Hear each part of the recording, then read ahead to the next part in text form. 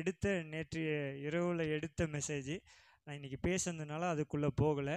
ஆனால் திரும்பவும் கல்லாபறையில் வேற ஒரு வசனத்தை பேசணும்னு எடுத்தேன், அதையும் இன்றைக்கி பேசலை. இன்றைக்கி நமக்கு எமர்ஜென்சியாக ஒரு நம்பர் வேணும். என்ன வேணும்? என்ன வேணும்? எமர்ஜென்சி நம்பர் வேணும். என்ன நம்பரு? எமர்ஜென்சி நம்பர் என்ன? அவசர உதவி எண். அவசர நம்ம வாழ்க்கையில் அவசர உதவி எண் வேணும். அல்லேலுயா, அல்லேலுயா. திடீர்னு ஏதோ ஒரு ஆக்சிடென்ட் ஆச்சுன்னா உடனே எதுக்கு கால் பண்ணுறாங்க? ஆம்புலன்ஸ் தான். அதான் என்ன நம்பருக்கு கால் பண்ணுறாங்க? 108க்கு என்ன பண்ணுறாங்க? திடீர்னு நம்ம ஏரியாவில் ஏதோ ஒரு பிரச்சனை கலவரம்னா உடனே யாருக்கு ஃபோன் அடிக்கிறாங்க? 100க்கு என்ன பண்ணுறாங்க? ஃபோன் அடிக்கிறாங்க. திடீர்னு நம்ம ஏரியாவில் யாரோ ஒருத்தங்க ஏதோ ஆடு மாடோ ஏதோ கிணத்துல விழுந்துருச்சு, இல்லை எங்கேயோ தீப்பட்டு இருந்துச்சுன்னா எதுக்கு அடிக்கிறாங்க? 101 102? 102க்கு கால் அடிக்கிறாங்க. எதுக்கு? எமர்ஜென்சி நம்பர் நம்ம வாழ்க்கையில் வேணும். உலகத்தில் எமர்ஜென்சி நம்பர் இருக்குது. அதே போல் நம்ம வாழ்க்கையிலையும் எமர்ஜென்சி நம்பர்னு சிலது இருக்கணும். இதெல்லாம் நம்ம வாழ்க்கையில் மனப்பாடமாக வச்சுருக்கணும். எப்படி வச்சுருக்கணும்? எப்படி வச்சுருக்கணும்? சொல்லுங்க, எப்படி வச்சிருக்கணும்? எப்படி வச்சிருக்கணும்? 108னா ஆம்புலன்ஸ் வரும்னு மனப்பாடமாக தெரியுது. 100க்கு ஃபோன் அடித்தா போலீஸ் வருதுன்னு மனப்பாடமா? அல்லேலூயா. அதே போல் 102க்கு ஃபோன் அடித்தா என்ன வரும்? தீயணைப்பு படை வருதுன்னு நமக்கு எமர்ஜென்சியாக தெரியுது. அதுபோல் நம்ம வேதாகமத்தில் நமக்கு சில எமர்ஜென்சி நம்பர்லாம் இருக்குது. அந்த நம்பருக்கு என்ன அடிக்கணும்? ஃபோன் அடிக்கணும். என்ன அடிக்கணும்? அல்லேலூயா, அல்லேலூயா. ஃபோன் அடிக்கலாமா இன்னைக்கு? அல்லேலூயா. அது எந்த நம்பர்லேருந்து அடித்தாலும் என்ன ஆகும்? கனெக்ட் ஆகிடும். அது நெட்வொர்க் இல்லைனாலும் என்ன ஆகும்? உண்மையா இல்லையா? உண்மை தானே? நெட்வொர்க் இல்லைனாலும் 108க்கு ஃபோன் அடித்தா என்ன ஆகும்? என் வீட்டில் ஒருத்தர் இருக்கான், சும்மானாலுமே பட்டன் அழுத்தி அழுத்தி அது 102க்கு என்ன ஆகிடும்? ஃபோன் போயிடும். அது ரீசார்ஜ் பண்ணலனாலும் சரி, வேற என்ன, அது நெட்டே கிடைக்கலனாலும் டவரே சுத்தமாக இல்லைனாலும் என்ன ஆகும்? அல்லேலூயா. அந்த மாதிரி நெட்டும் டவரும் இல்லாமல் சில பேர் இருக்கிறீங்க. இன்னைக்கு என்ன ஆகணும்? கனெக்ட் ஆயிடணும். என்ன ஆயிடணும்? அல்லேலூயா. என் கூட சில வசனங்களை தொடர்ச்சியாக நான் வாசிக்க போகிறேன். என் கூட அப்படியே என்ன பண்ணிக்கோங்க, யாராவது ஒருத்தர் அப்படியே சத்தமாக வாசித்தா நல்லாயிருக்கும். என் கூட திருப்பி கொள்ளுங்கள். சங்கீதங்களின் புஸ்தகம் சங்கீதங்களின் புஸ்தகம் 34வது சங்கீதம் 17 18. சங்கீதங்களின் புஸ்தகம். கூப்பிடும்போது கர்த்தர் கேட்டு நீங்களாக்கி, அல்லேலூயா, எல்லா உபத்திரவங்களிலிருந்தும் நீங்களாக்கி விடுகிறார். அல்லேலூயா, அல்லேலூயா. முதல் எமர்ஜென்சி நம்பர் உபத்திரவம். எப்படி? உபத்திரவம், வருத்தம். வருத்தத்தில் இருக்கும்போது நாம் நோக்கி கூப்பிடணும். அல்லேலூயா, அல்லேலூயா. இந்த இடத்துல சொல்லுது, நீதிமான் கூப்பிடும்போது கர்த்தர் கேட்டு அவர்களை அவனுடைய எல்லா உபத்திரவங்களிலிருந்தும் நீங்களாக்கி. அல்லேலூயா. முதல் எமர்ஜென்சி நம்பர் எது தெரியுமா? சங்கீதம் 34 17. என்னது? அல்லேலூயா. உங்களுடைய உபத்திரவங்களில் கர்த்தரை நோக்கி பார்க்கணும். அல்லேலூயா. நம்ம நிறைய நேரங்களில் உபத்திரவங்களை யாரை நோக்கி பார்க்க பழகலைன்னா கர்த்தரை நோக்கி பார்க்க. சொல்லுங்க பார்க்கலாம். நான் ஏற்கனவே சொல்லிட்டேன், நான் மைக்கை எடுத்துட்டேன்னா நீங்கள் பேசி தான் ஆகணும். அல்லேலூயா. கர்த்தரை நோக்கி பார்க்க பழகி கொள்ளணும். யாரை நோக்கி பார்க்க பழகி கொள்ளணும்? இந்த இடத்துல இந்த சங்கீதத்தை எழுதினது யாருன்னா அருமையான மனுஷன் தாவீது எழுதினார். இந்த சங்கீதத்தை யார் எழுதினாரு? நான் அடிக்கடி சொல்லுவேன், தாவீதோட வாழ்க்கையில் அவருக்கு நடந்தது போல உபத்திரவம் உங்களுக்கும் எனக்கு என்ன பண்ணல? நடக்கலை. என்ன பண்ணல? நடக்கலை. ஏன்? ராஜாவாய் அபிஷேகம் பண்ணப்பட்டவர். தன்னுடைய 13 14 வயது நில தாவீது ராஜாவாய் அபிஷேகம் பண்ணப்பட்டவர். ஆனால் என்னவாகலை? ராஜாவாகலை. என்னவாகலை? இப்போ படிச்சிட்டோம், நல்ல காலேஜில் சேர்ந்து படிச்சிட்டோம், ஐஏஎஸ்ஸோ அதிகாரியாக ஆகிட்டோம். ஐஏஎஸ்ஸோ ஐபிஎஸ்ஸோ அதிகாரி ஆகிட்டோம். அடுத்தது நம்மளுக்கு என்ன தான் போடணும்? போஸ்டிங் தான் என்ன பண்ணணும். ஆனால் தாவீதுக்கு என்ன கிடைக்கல? போஸ்டிங் இல்லை. என்ன இல்லை? போஸ்டிங் இல்லாமல் உட்காந்துன்னு இருக்க. ஆனால் பேர் மட்டும் என்ன? ராஜா. என்ன மட்டும் என்னது? எந்த ஊருக்கு ராஜான்னு தெரியல. எந்த ஊருக்கு ராஜான்னு நான் சொல்றது புரியும்னு நினைக்கிறேன். ஐயா, சாமுவேல் அவரை ராஜாவா அபிஷேகம் பண்ணிட்டாங்க. நீ தான்பா அடுத்த ராஜா, உன்னை தவிர இந்த இஸ்ரவேல் தேசத்துல யாருமே ராஜா இல்லை, நீ தான் ராஜான்னு சாமுவேல் அபிஷேகம் பண்ணிட்டாங்க. ஆனா என்ன இல்லை? எங்க போய் அவர் ராஜான்னு சொல்ல முடியும்? யார்கிட்ட ராஜான்னு சொல்ல முடியும்? அல்லேலூயா, அல்லேலூயா. இதே நீங்களும் நானுமா இருந்தா என்ன பண்ணிருப்போம்? சொல்லுங்க பார்க்கலாம்.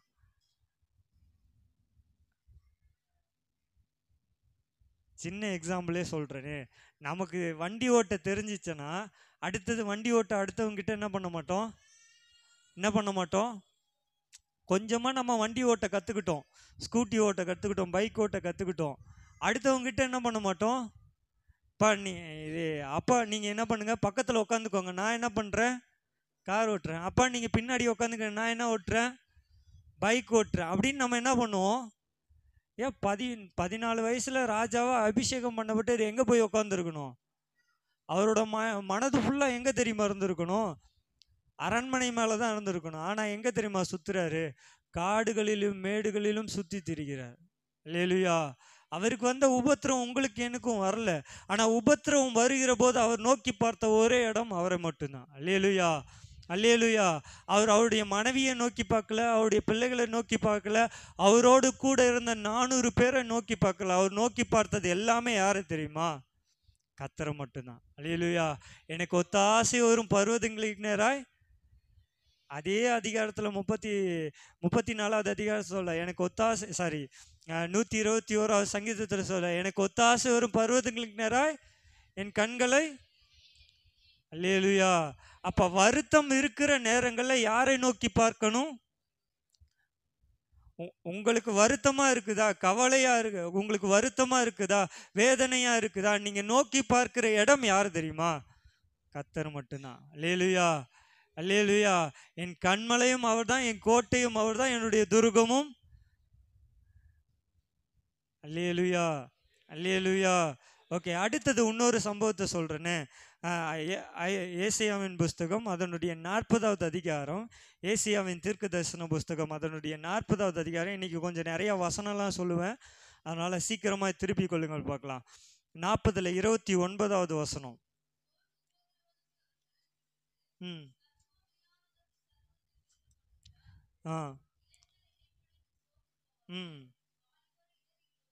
இடறி விழுவார்கள். கர்த்தருக்கு காத்திருக்கிறவர்களோ புதுபலன் அடைந்து கழுகுகளை போல சட்டைகள் அடித்து.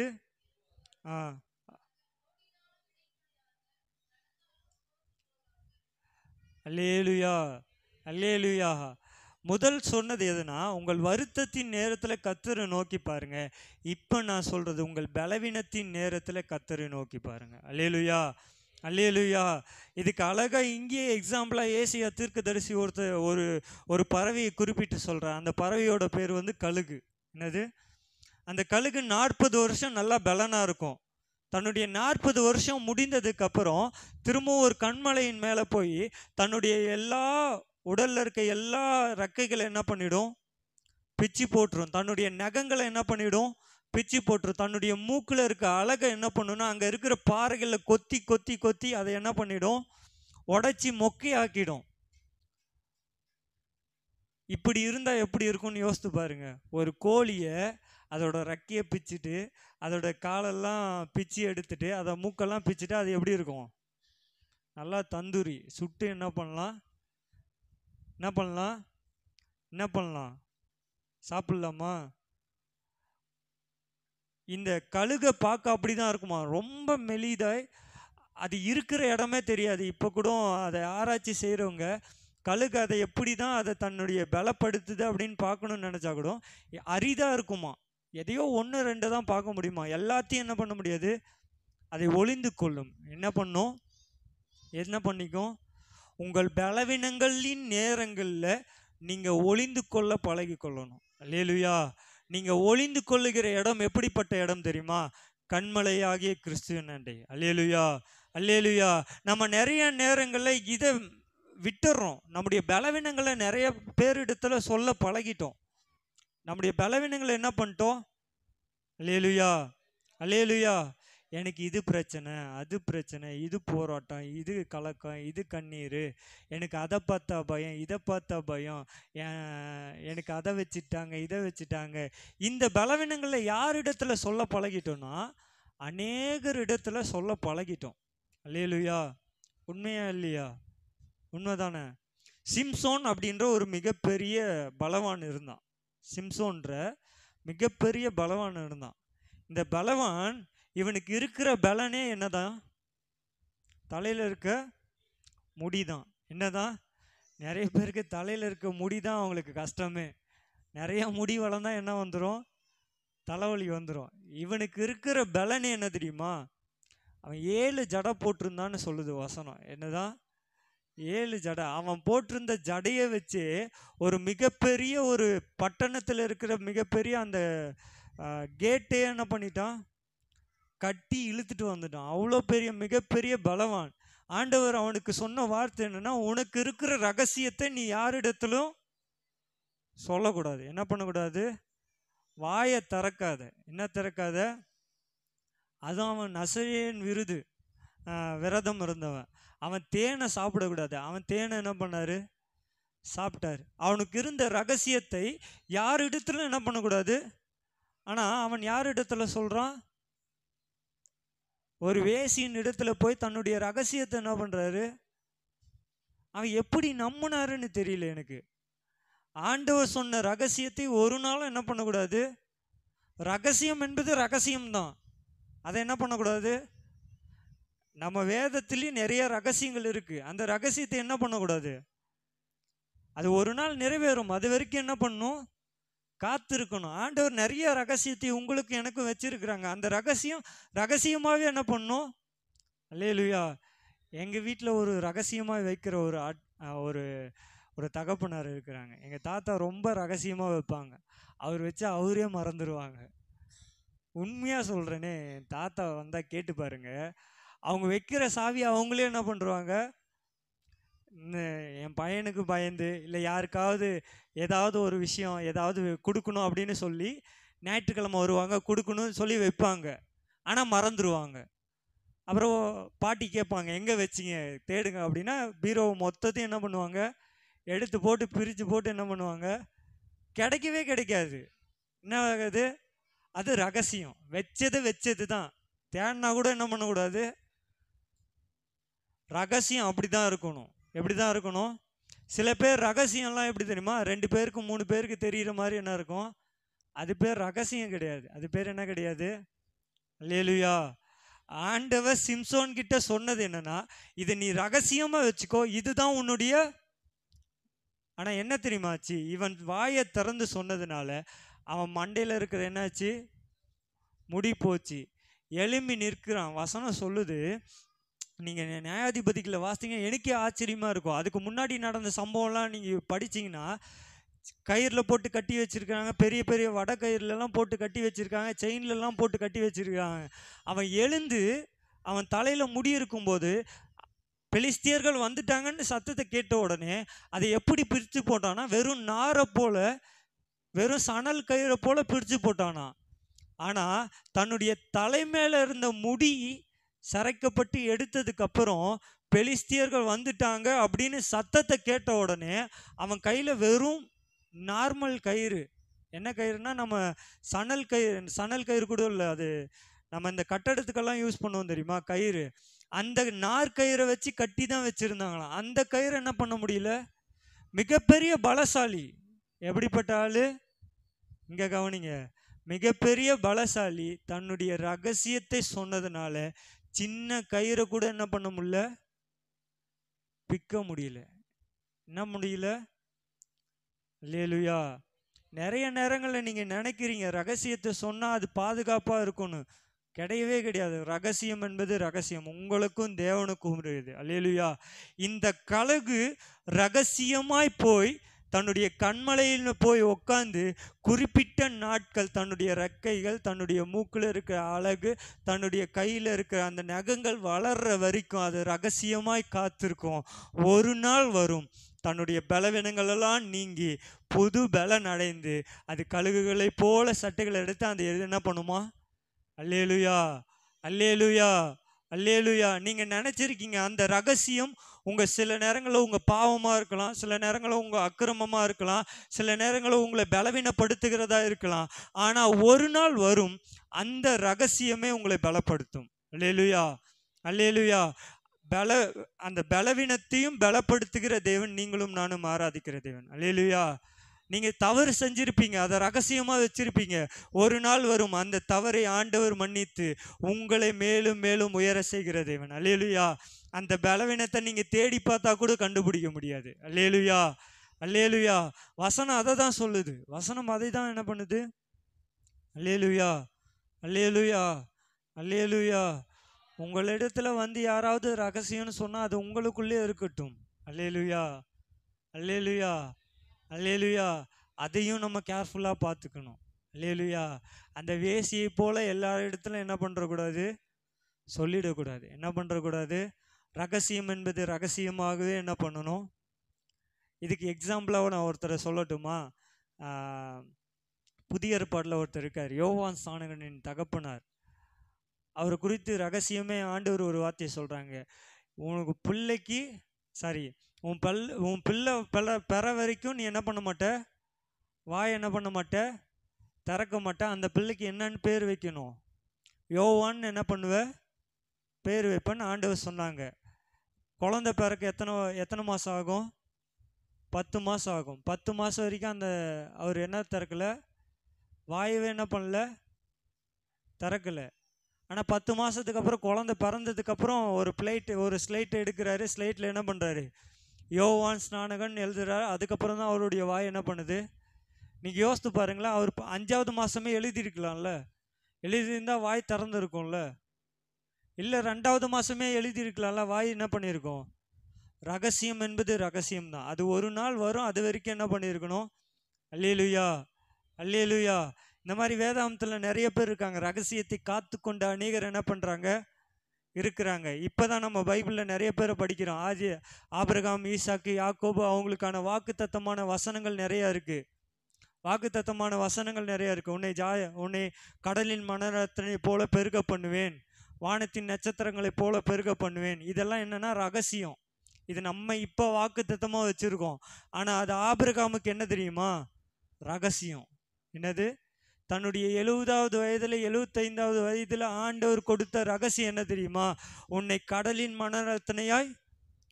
அதை போய் அவர் யாருக்கிட்டையும் சொல்லலையே, அவர் யாருக்கிட்டையும் என்ன பண்ணல. அதே போல் ஆண்டவர் ஈசாக்கிட்டையும் சொல்கிறாரு, உன் தகப்பனாருக்கு தந்த அந்த ரகசியத்தை நான் உனக்கு என்ன பண்ணுவேன், அந்த வாக்கு தத்தத்தை உனக்கு என்ன பண்ணுவேன். அது எப்போ வாக்கு தத்தமாக மாறுது தெரியுமா, ஈசாக்கு பிறந்ததுக்கு அப்புறம் தான் அது வாக்கு தத்தம். ஈசாக்குக்கு முன்னாடி வரைக்கும் அது என்ன தெரியுமா, ரகசியம். அது தன்னுடைய மனைவிக்கு கூட என்ன பண்ணாது. அல்லேலூயா, அல்லேலூயா. நான் சொல்றது புரியும்னு நினைக்கிறேன். வேதத்தை தெளிவாக படிச்சிங்கன்னா தெரியும். ஆபிரகாமுக்கு தேவன் ரகசியத்தை தந்தாங்க. ரகசியமாக வச்சுக்கோ, இதை வச்சுக்கோ, இதை நான் உனக்கு என்ன பண்ணுவேன், நிறைவேற்றுவேன். அது வரைக்கும் என்ன பண்ணு, காத்துரு. அல்லேலூயா, அல்லேலூயா. ஓகே, அப்படியே இன்னொரு வசனத்தை வாசிக்கலாமா? உபாகமத்தின் புஸ்தகம் 31வது அதிகாரம் அதனுடைய 6வது வசனம்.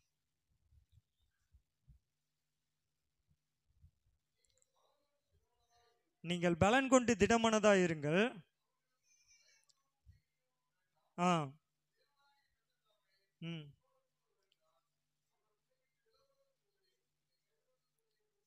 அல்லேலூயா, அல்லேலூயா. அடுத்த எமர்ஜென்சியான நம்பர், அடுத்த அவசர நம்பர் எது தெரியுமா?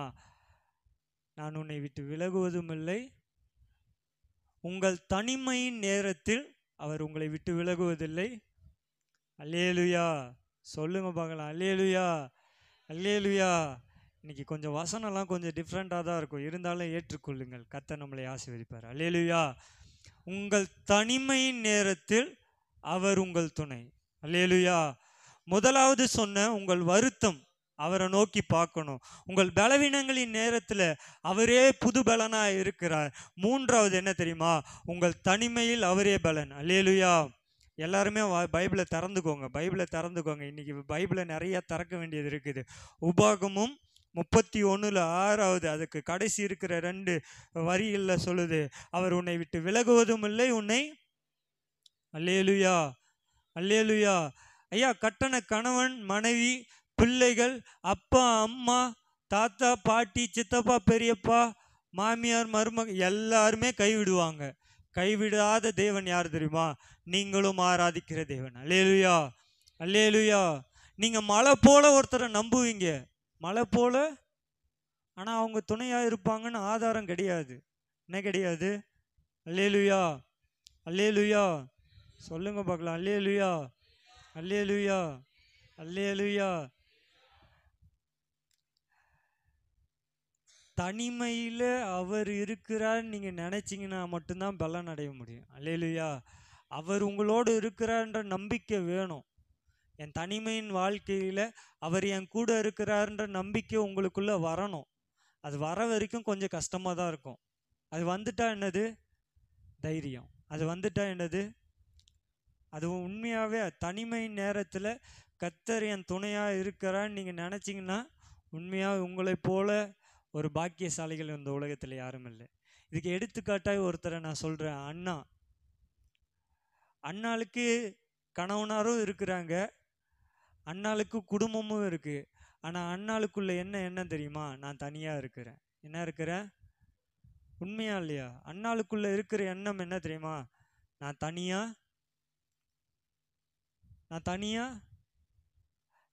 இரட்டத்தனியான ஆசீர்வாதம். அதாவது அண்ணாளோட சக்காளித்திக்கு 2 வித 1 ரூபா கொடுத்தா அண்ணாளுக்கு எவ்வளோ கிடைக்குன்னா 2 ரூபா.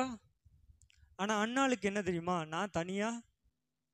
நான் ஏதோ ஒரு விஷயத்தில் தனியாக இருக்கிறேன். உங்கள் வாழ்க்கையில் ஏதோ ஒரு விஷயத்தில் தனியாக இருக்கிறீங்க.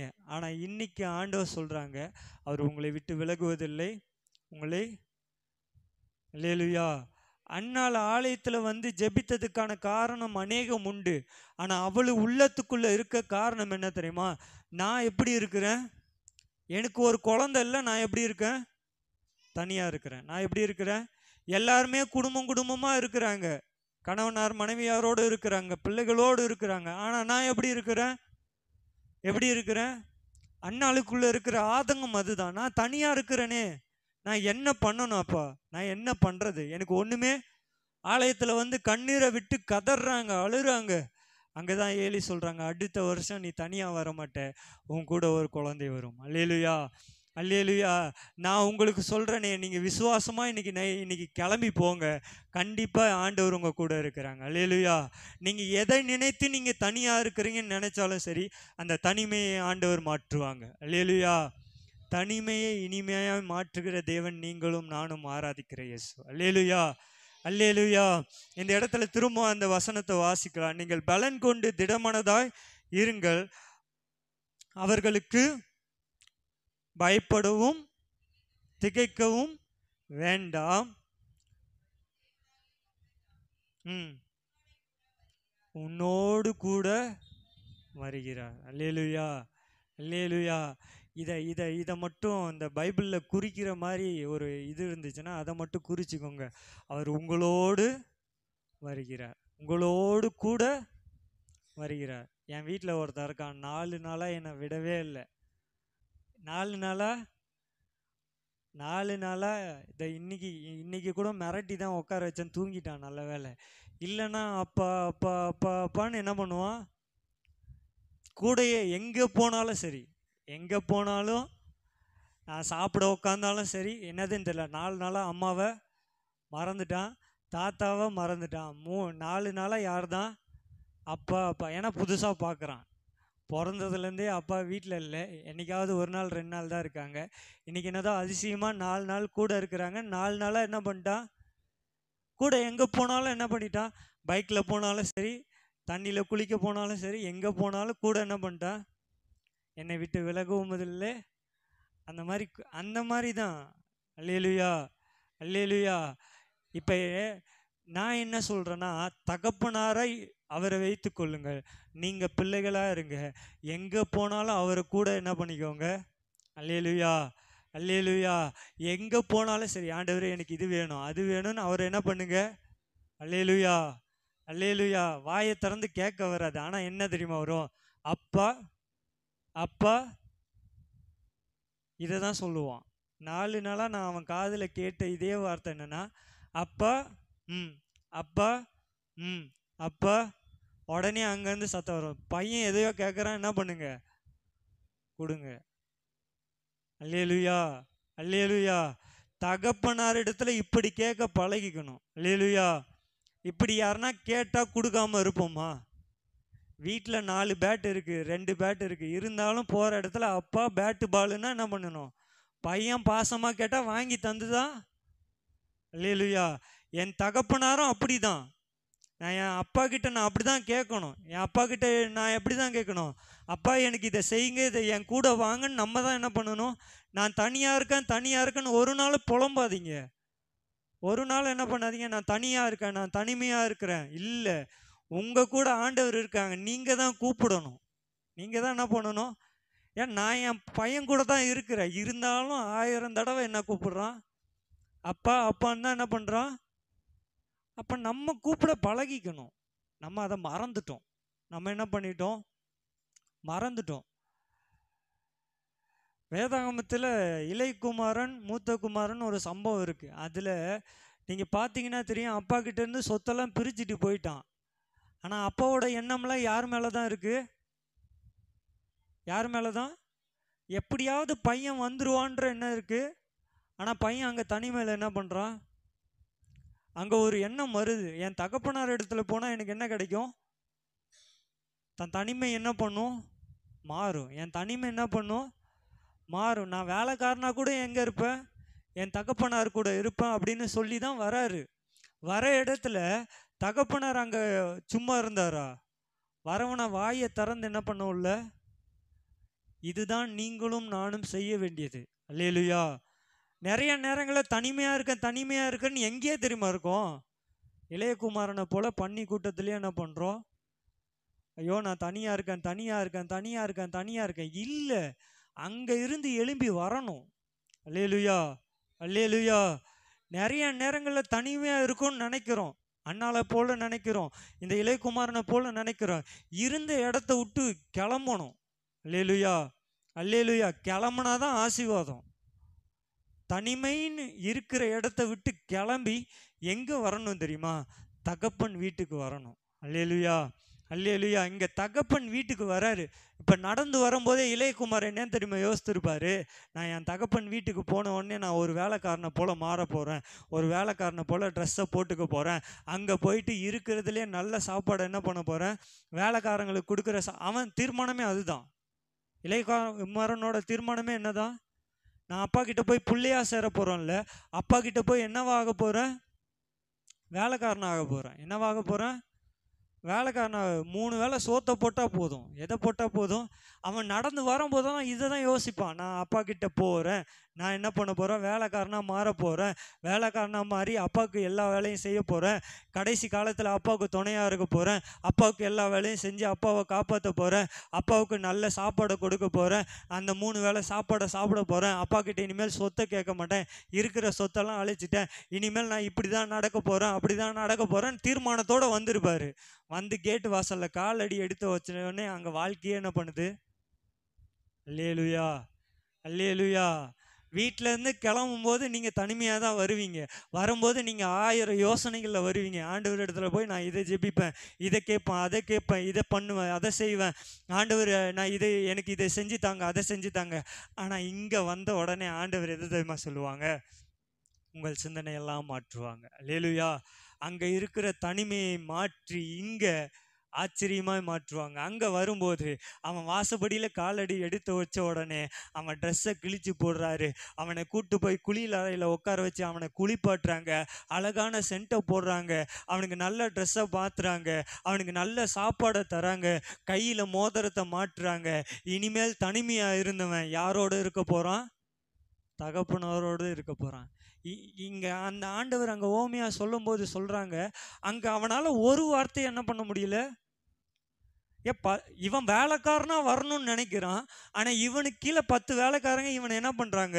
ஒருத்தன் குளிப்பாட்டுறான், ஒருத்தன் பவுடர் அடிக்கிறான், ஒருத்தன் தலையை சிவுறான், ஒருத்தன் ட்ரெஸ்ஸை மாட்டுறான், ஒருத்தன் சாப்பாடு விட்டுறான், ஒருத்தன் என்ன பண்றான்? மீசையை ட்ரிம் பண்றான், தாடியை ட்ரிம் பண்றான். வித்தியாசமா வாழ்க்கை என்ன பண்ணுது? அல்லேலூயா. வாழ்க்கை இதுதான். ஆண்டவர் சொல்ற வார்த்தையே இதுதான். நீங்க நிறைய நேரங்களில் தனிமை தனிமை தனிமை தனிமைன்னு நினைச்சு உங்க வாழ்க்கையில தனிமையா நீங்க உட்கார்ந்துருக்கீங்க. இல்ல, உங்களோட ஆண்டவர் இருக்கிறாங்க. அல்லேலூயா. அவர் கூட வராங்க. அந்த சிந்தனை வரணும். அந்த சிந்தனை உங்களுக்குள்ள என்ன பண்ணணும்? அல்லேலூயா. சிந்தனை வந்தாலே எல்லாமே மாறும். அல்லேலூயா, அல்லேலூயா, அல்லேலூயா, அல்லேலூயா. இப்படி மோசஸ் ராஜசேகர் பாஸ்டர் ஒரு பாட்டை பாடுறாங்க. தனிமையின் பாதையிலே தகப்பனே உம் தோளில். அந்த பாட்டை ஒரு அடியை பாடலாமா? ஓகே. தனிமையின் பாதையிலே தகப்பனே உம் தோளில் சுமந்ததை நான் மறப்பேனோ, சுமந்ததை நான் மறப்பேனோ. தனிமையின் பாதையில் தகப்பனே உம் தோளில் சுமந்ததை நான் மறப்பேனோ, சுமந்ததை நான் மறப்பேனோ. எத்தனை அன்பு என்மேல், எத்தனை பாசம் என்மேல், எத்தனை அன்பு என்மேல், எத்தனை பாசம் என்மேல். இதற்கு ஈட என்ன தருவேனா, இதற்கு ஈடு என்ன தருவேனா, இதற்கு ஈடா என்ன தருவேனா, இதற்கு ஈடு என்ன தருவேனா. சோர்ந்து போகும் நேரங்கள் எல்லாம் மார்போடு அணைத்து கொண்டீரே. நான் சோர்ந்து போன நேரங்கள் எல்லாம் மார்போடு அணைத்து கொண்டீரே. கண்ணீரை கணக்கில் வைத்தீரே, ஆறுதல் எனக்கு தந்தீரே. கண்ணீரை கணக்கில் வைத்தீரே, ஆறுதல் எனக்கு தந்தீரே. எத்தனை அன்பு என்மே, எத்தனை பாசம் என்மே, எத்தனை அன்பு என்மே, எத்தனை பாசம் என்மே. இதற்கு ஈடு என்ன தருவேனா, இதற்கு ஈடு என்ன தருவேனா, இதற்கு என்ன தருவேனா, இதற்கு ஈடு என்ன தருவேனா. எத்தனை அன்பு என்மே, எத்தனை பாசம் என்மே, எத்தனை அன்பு என்மே, எத்தனை பாசம் என்மே. இதற்கு ஈடு, இதற்கு ஈடு என்ன தருவேனா, இதற்கு ஈடு தருவேனா, இதற்கு ஈடு என்ன தருவேனா. அல்லேலூயா, அல்லேலூயா.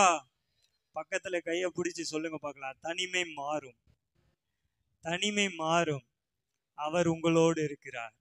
அல்லேலூயா, அல்லேலூயா. இன்னொரு வசனத்தை வாசிக்கலாமா? 1 யோவானின் புஸ்தகம் அதனுடைய 1வது அதிகாரம் 9வது வசனம். 1 யோவான் 1:9.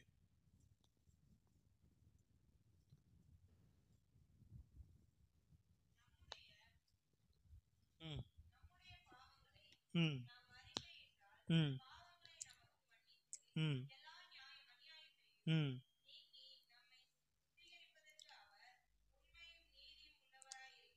அல்லேலூயா. நிறைய பேர் பழைய ஏற்பாடில் தேடின்னு இருக்கீங்க. பழைய ஏற்பாடில் புதிய ஏற்பாடில் தேடுங்க. பேஜ் நம்பர் சொல்லுங்க பார்க்கலாம். 325. ஓகே, திரும்பவும் வாசிக்கலாமா? நம்முடைய பாவங்களை நாம் அறிக்கையிட்டால் பாவங்களை நமக்கு மன்னித்து எல்லா அநியாயத்தையும் ஓகே. இப்போ நான் சொல்கிற 4வது எமர்ஜென்சி நம்பர் என்னன்னா, நம்முடைய பாவங்களை அறிக்கையிடணும். அல்லேலூயா, அல்லேலூயா. நம்ம பண்ணுற நிறைய காரியங்களை நம்ம பண்ணுறோம், ஆனால் இது மட்டும் பண்ணுறதை மறந்துடுறோம். சில நேரங்களில் நம்ம பண்ணுறது சில நேரங்களில் பாவன்னே நமக்கு என்ன பண்ண மாட்டேங்குது, தெரிய மாட்டேங்குது. பாவன்னே என்ன பண்ண மாட்டேங்குது. அல்லேலூயா. வேதாகமத்தில் ஒரு மிகப்பெரிய ஒரு மனிதனை குறித்து சொல்லுது, யோபு. யோபுவை குறித்து கேள்விப்பட்டீங்கன்னா, அவரை பற்றிய வரலாறை படிச்சிங்கன்னா, நம்முடைய குடும்பத்தில் அப்படி யாருன்னா இருந்தால் நமக்கு என்ன வரும், கோபம் வரும். எங்கேயாவது பிள்ளைங்க போயிட்டு வந்தால் உடனே கூப்பிட்டு வச்சு பிள்ளைங்களை என்ன பண்ணுவாராம், அவங்க பாவத்தை ஏதாவது பாவம் பண்ணியிருப்பாங்களான்னு சொல்லி என்ன பண்ணுவாங்களாம், ஜெபம் பண்ணுவாங்களாம். என்ன பண்ணுவாங்களாம், நீங்கள் யோபு பொறுமையாக வாசித்தீங்கன்னா தெரியும். எங்கள் வீட்டில் அடிக்கடி என் பாட்டி இப்படி ஜெபம் பண்ணுவாங்க, ஊழியக்கார தாயை இப்படி ஜெபம் பண்ணுவாங்க. எங்களுக்கு கொஞ்சம் கோபமாக தான் இருக்கும். உண்மையாக சொல்கிறேன், நான் முன்னாடி நின்று அதை நான் பொய் சொல்லக்கூடாது. ஆண்டவரே, என்னுடைய பேர பிள்ளைங்களை என்ன பண்ணுங்க, ரட்சிங்க ஆண்டவரே அப்படின்னு என்ன பண்ணுவாங்க. நான் உண்மையாக இல்லையாடா, அடிக்கடி இப்படி தான் ஜெபிப்பாங்க. எங்களுக்கு உண்மையாகவே கோபமாக இருக்கும் சில நேரங்களில். இப்படி நம்ம எங்கேயாவது முக்கியமாக போகும்போது ஏதாவது ஒரு விஷயத்தை நம்ம செய்யும்போது இப்படி ஜெபம் பண்ணுவாங்க. எங்கள் பேர பிள்ளைங்களை ஆண்டவரே ரட்சிங்க ஆண்டவரே, உமக்குள்ளே ஜீவிக்கணும், ரட்சிங்க. இந்த வார்த்தையை தான் அடிக்கடி சொல்லுவாங்க, ரட்சிங்க ரட்சிங்க. உண்மையாகவே கோபமாக இருக்கும். ஆனால் இந்த வசனத்தை படிக்கும்போது உண்மையாகவே அது நல்லது. அது அல்லேலூயா. ரட்சிப்பு ஒவ்வொரு நாளும் புதிதானது. யோபு தன்னுடைய பிள்ளைகளுக்காக தினமும் நைட்டு அந்த பிள்ளைகளை கூப்பிட்டு வச்சு, அவங்க ஒரு வேளை இன்னைக்கு ஏதாவது பாவம் செய்திருப்பாங்களோ அப்படின்னு சொல்லி, பாவம் செஞ்சிருப்பாங்கன்னு சொல்லலை, தெரியாமல் பாவத்தை ஏதாவது செய்திருப்பாங்களோன்னு சொல்லி அந்த பிள்ளைகளுக்காக என்ன பண்ணுவாராம், பலி செலுத்துவாராம். அல்லேலூயா, அல்லேலூயா. நம்ம வீட்டில் யாராவது இப்படி பண்ணால் எப்படி இருக்கும். அல்லேலூயா, அல்லேலூயா. நீங்கள் வந்து பார்த்தீங்களா, நீங்கள் வந்து செஞ்சீங்களா, உங்களுக்கு தெரியுமா, நான் எங்கே போனேன்னு தெரியுமா. உண்மையாக இருந்தால் நம்ம அப்படி தான் என்ன பண்ணுவோம். ஆனால் ஏபோட 10 பசங்கள் இல்லை, கிடையாது. அப்பா என்ன பண்ணுறாங்களோ அப்பா எல்லாமே நன்மைக்கு தான் என்ன பண்ணுவாங்க. யோசித்து பாருங்களேன். இங்கே வசனம் என்ன தெரியுமா சொல்லுது, நம்முடைய பாவங்களை யார் அறிக்கையிடணும், யார் அறிக்கையிடணும், நாம் அறிக்கையிடணும். அந்த வசனம், அந்த வார்த்தையை மட்டும் அண்டர்லைன் பண்ணிக்கோங்க. நாம் அறிக்கையிடணும், அடுத்தவன் அறிக்கையிடக்கூடாது.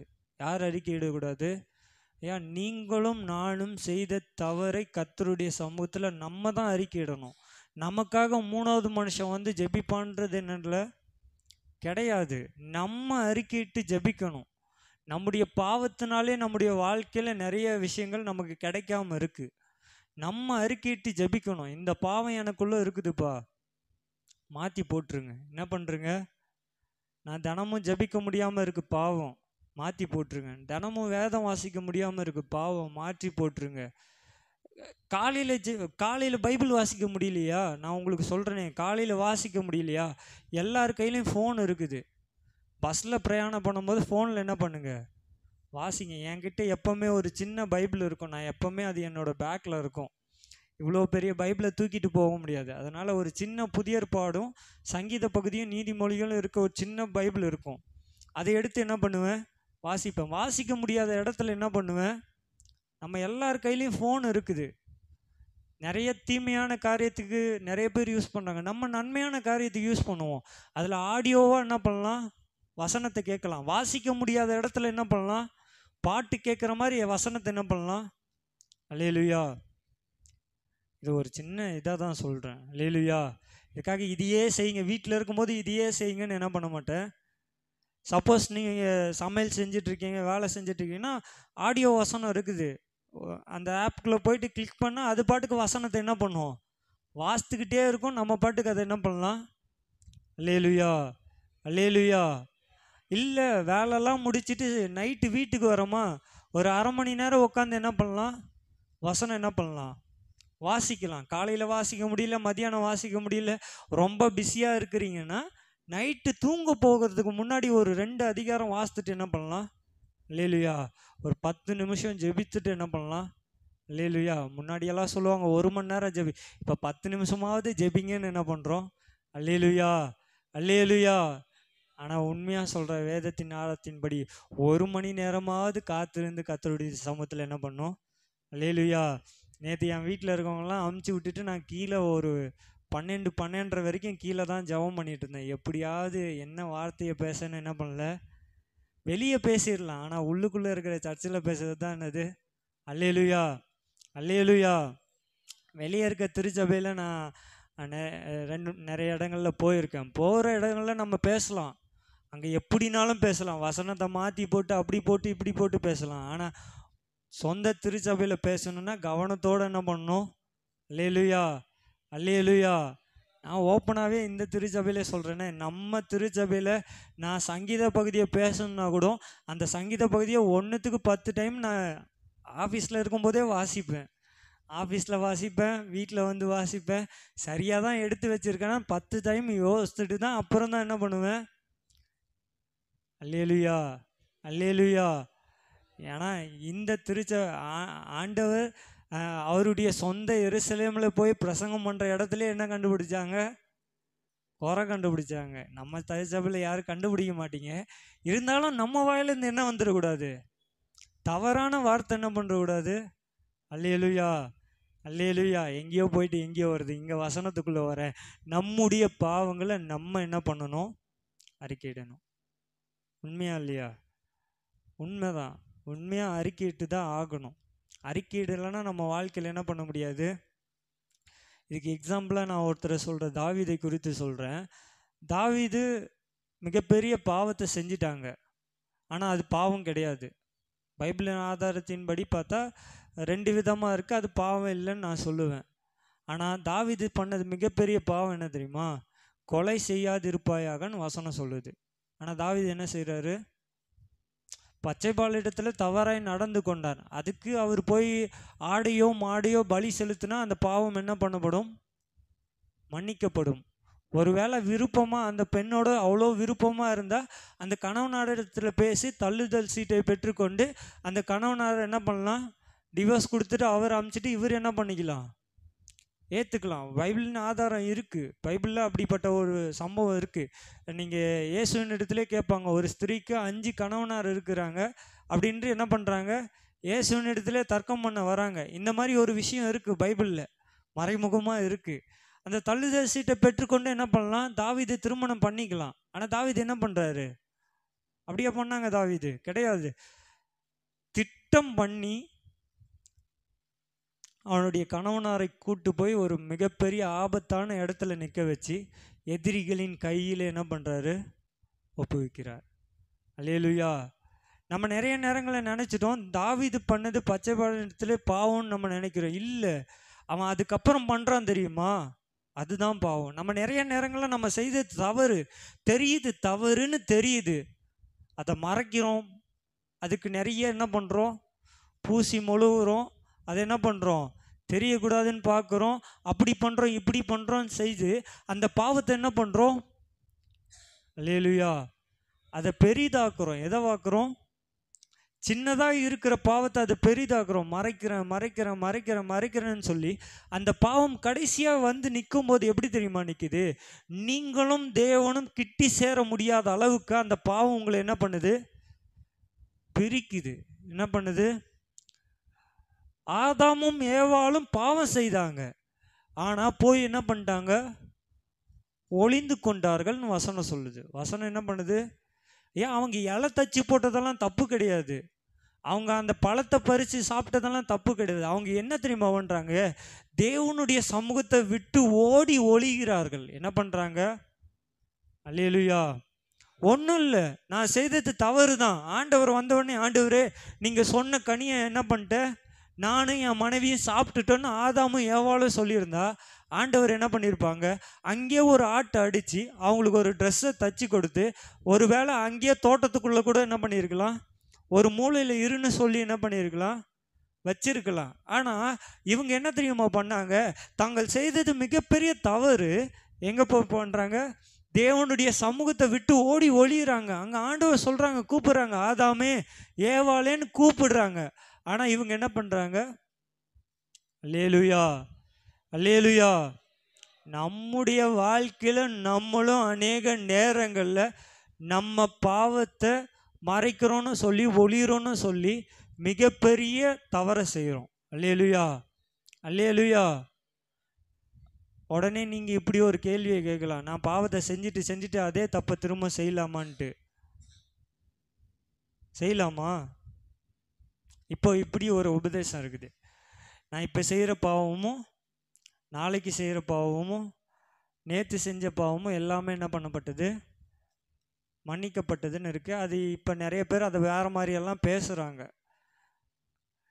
நான் இங்கே வசனத்தில் சொல்கிறேன், ஒருவன் சேற்றிலிருந்து எடுக்கப்பட்டான், ஒருவன் ஒரு ஆற்றுலேருந்து ஒரு சேத்துலேருந்து எடுக்கப்பட்டான், அவனை ஆண்டவர் கழுவிட்டாங்க, திரும்ப அந்த சேத்துக்குள்ளே போக விருப்பப்படுவானா?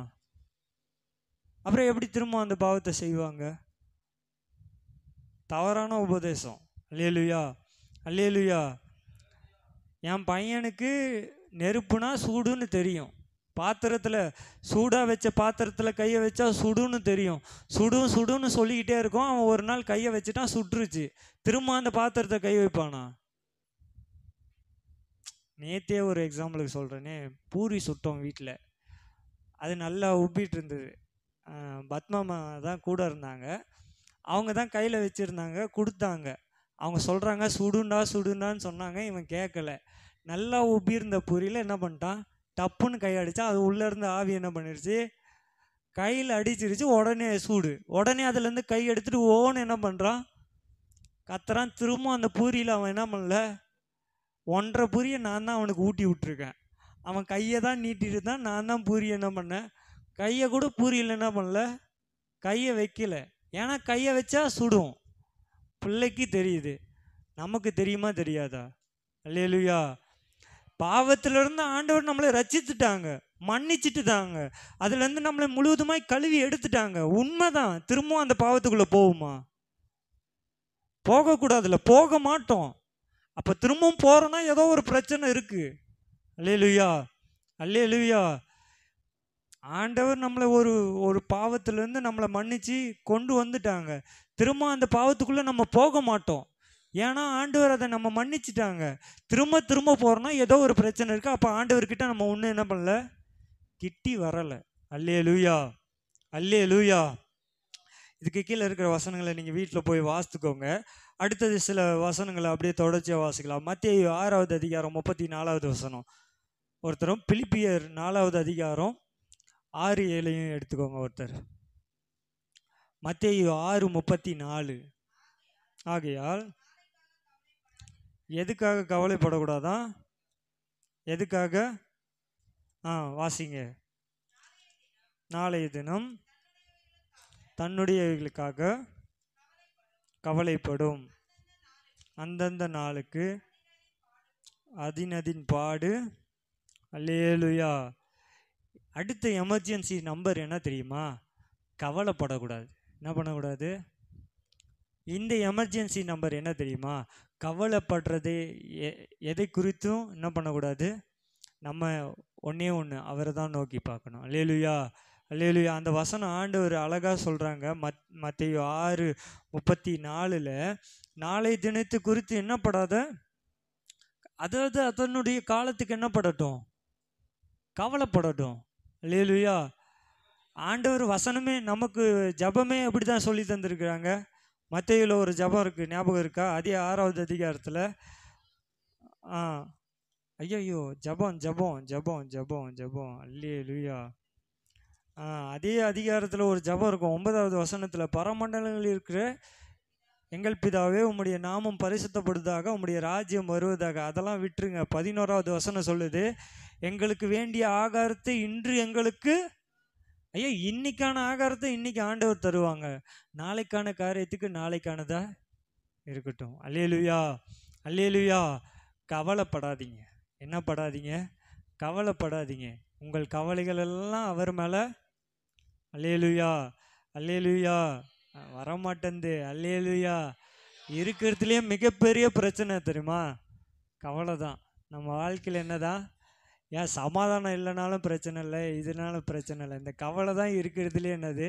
சரி, பிலிப்பியரில் அந்த வசனத்தை வாசிக்கலாம். பிலிப்பியர் 4:6-7. ஆ ஆ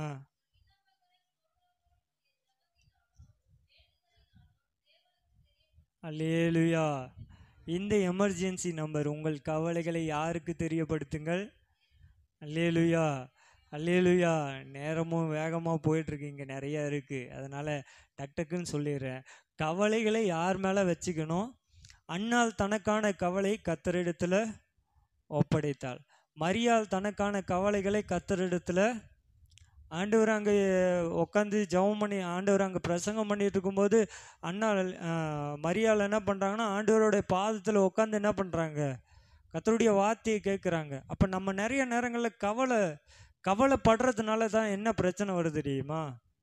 ஒழுங்காக சாப்பிட மாட்டோம், ஒழுங்காக தண்ணி குடிக்க மாட்டோம், அப்புறம் வேற என்ன, ஒழுங்காக யார் இடத்துல என்ன பண்ண மாட்டோம். உங்கள் மூஞ்சியை பார்த்தாலே எப்படி தெரியுமா இருக்கும்? அங்கே பின்னாடி ஒரு ஆக்ஷன் வந்து இருட்டடைஞ்ச மூஞ்சி மாதிரி இருக்கும். எப்படி இருக்கும்? உண்மையா இல்லையா? அல்லேலூயா. வசனம் தெளிவாக சொல்லுது, உங்கள் கவலைகள் எல்லாம் அவர் மேலே வச்சிடுங்கன்னு ஆண்டவர் சொல்கிறாங்க.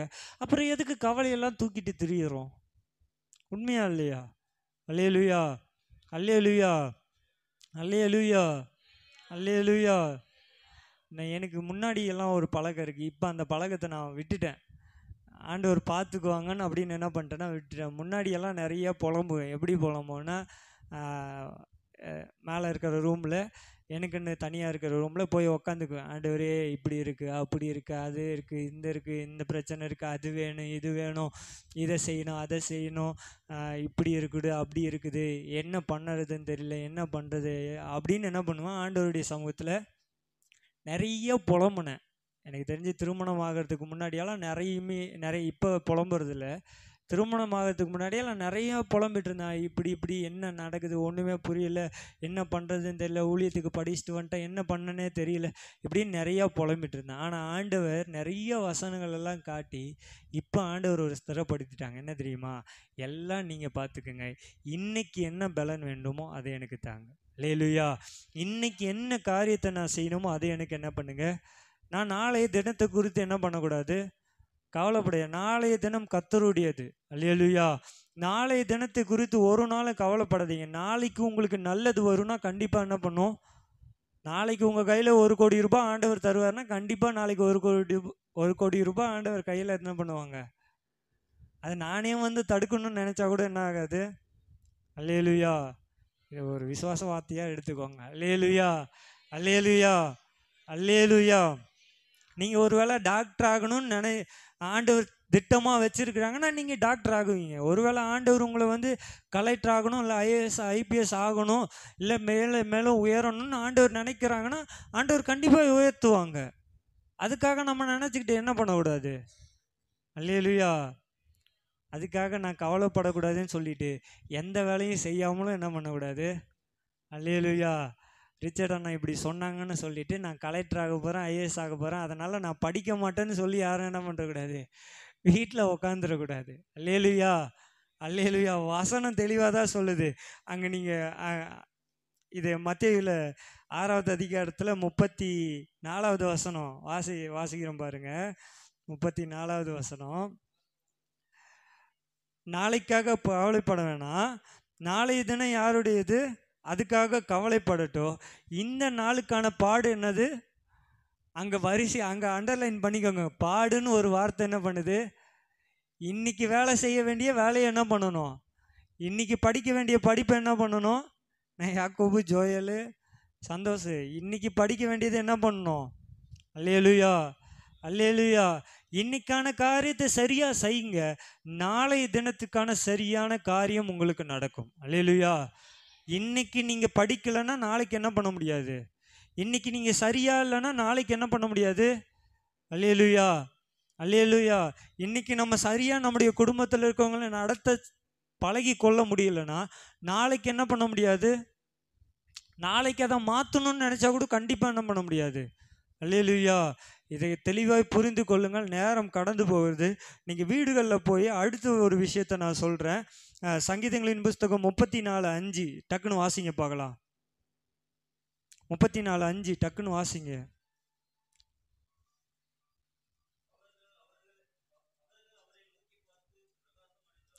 அவர்கள் முகங்கள் வெட்கப்படவில்லை. 34:5 தானே?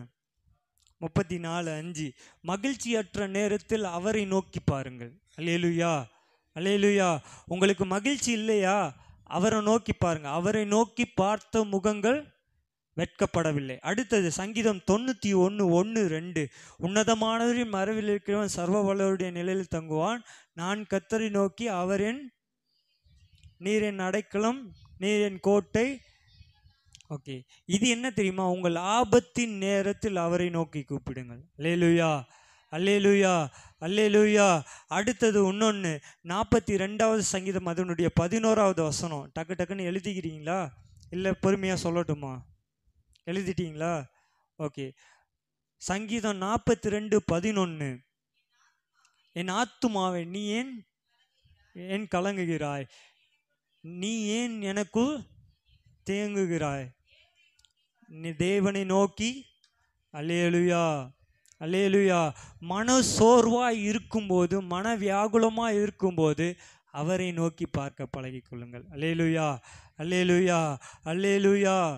ஒரு 9 காரியங்களை நான் சொல்லியிருக்கேன். ஒரு 3 காரியம் மட்டும் நான் விளக்கி சொல்லலை. 7 காரியங்களை 8 காரியங்களை சொல்லியிருக்கேன். இந்த 8 காரியங்களை வீட்டில் போய் பொறுமையாக வாசித்து பாருங்கள். முதலாவது, உங்கள் வருத்தத்தின் நேரத்திலே அவரை நோக்கி பாருங்கள். உங்கள் பலவீனங்களின் நேரத்திலே அவரை நோக்கி பாருங்கள். உங்கள் தனிமையின் நேரத்திலே அவரை நோக்கி பாருங்கள். உங்கள் பாவத்தின் நேரத்திலே அவரை நோக்கி பாருங்கள். உங்கள் பாவத்தில் இருக்கும்போது என்ன பண்ணுங்க? அவரை நோக்கி பாருங்க. உங்கள் கவலையின் நேரத்தில் அவரை நோக்கி பாருங்கள். உங்கள் மகிழ்ச்சி அற்ற நேரத்தில் அவரை நோக்கி பாருங்கள். உங்கள் ஆபத்தின் நேரத்தில் அவரை நோக்கி பாருங்கள். கடைசியாய் மன சோர்வாய் இருக்கும்போது அவரை நோக்கி